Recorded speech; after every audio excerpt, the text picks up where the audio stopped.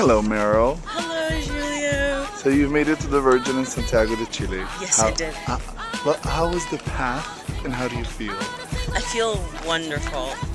And the path wasn't as bad as I thought it would be. Especially because I had you as my guide.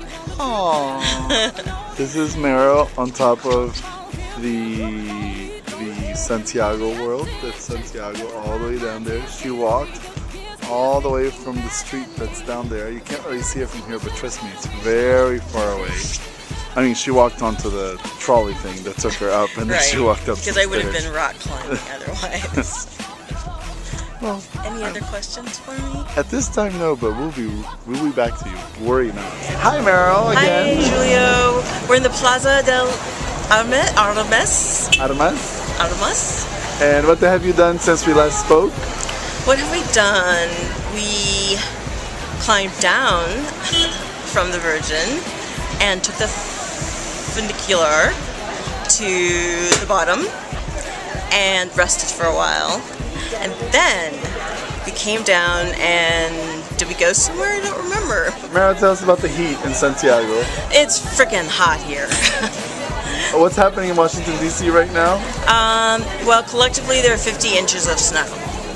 And so I'm going to be flying back into the airport into Washington, D.C. And I'm going to stay in a hotel so that in the middle of the night I don't have to drive home through the snow.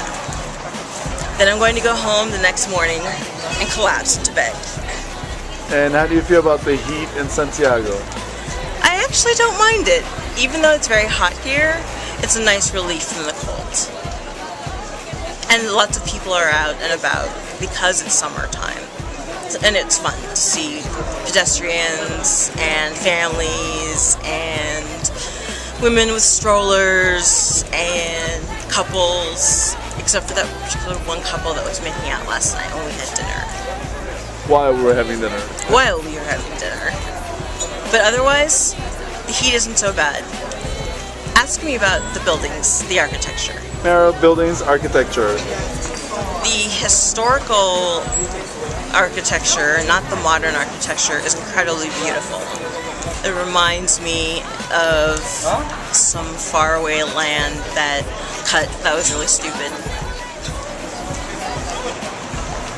I felt the pain of people who lived through this dictatorship. I thought the museum was incredibly well put together.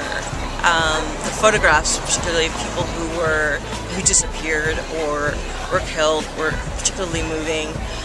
I liked that there were international movements against the dictatorship and what was happening to people there.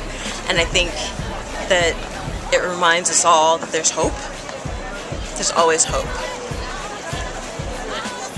What did we do? Meryl, what did you think of the Museum of Memory? Memory. I loved the Museum of Memory. It was so... Pause.